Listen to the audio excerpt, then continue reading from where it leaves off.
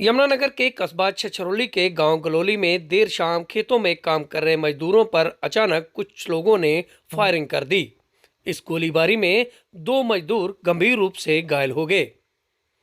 सूचना मिलते ही जब पुलिस मौके पर पहुंची तो मजदूरों को खून से लथपथ देख उन्हें अपनी ही गाड़ी में डालकर शहर के ट्रॉमा सेंटर में लेकर पहुंच गई।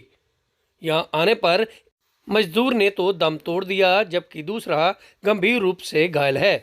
बता दें कि जिन दोनों को गोली लगी है, दोनों आपस में भाई हैं।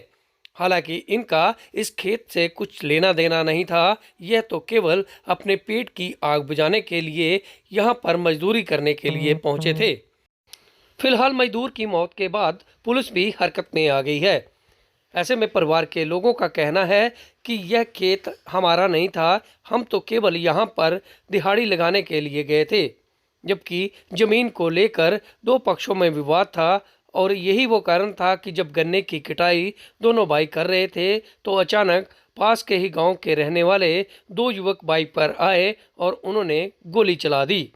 निशाना भी यह दोनों भाइयों पर ही था। एक भाई की जब बाजू में गोली लगी तो वह मौके से भाग निकला, लेकिन तभी हमलावरों ने दूसरे भाई पर अंधाधुंध फायरिंग की और उसकी मौत हो गई।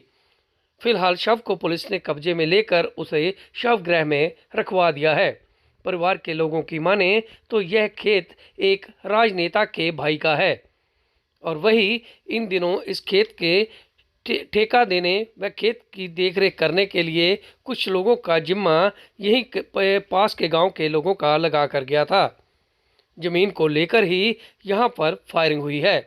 हालांकि असल मामला क्या है यह तो पुलिस की जांच के बाद ही पता चलेगा, लेकिन जिस प्रकार 2 भाइयों पर गोली चली है जिसमें एक की मौत हो गई है, उसको लेकर पुलिस जरूर हरकत में है और आरोपियों को गिरफ्तार करने के लिए उनकी धरपकड़ भी शुरू कर दी है।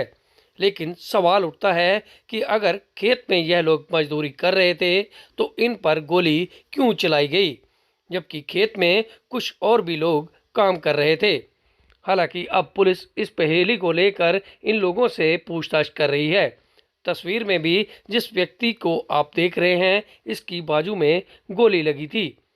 सुनिए क्या कहता है यह मजदूर और क्या कहते हैं इनके रिश्तेदार। दो आदमी मोटरसाइकिल पर आए जी, मेरे भाई का मारी जी और साफ गए जी। किसने मारी गोली? जरनैल ने मारी जी, तिम्बो का जरनैल है जी। आज गन्ना लाद रहा था जी मेरा, डैडी बता जी मेरा। और भाई? जो भाई मेरी है उन्हीं के रहा था जी। तो कौन से गांव के रहे?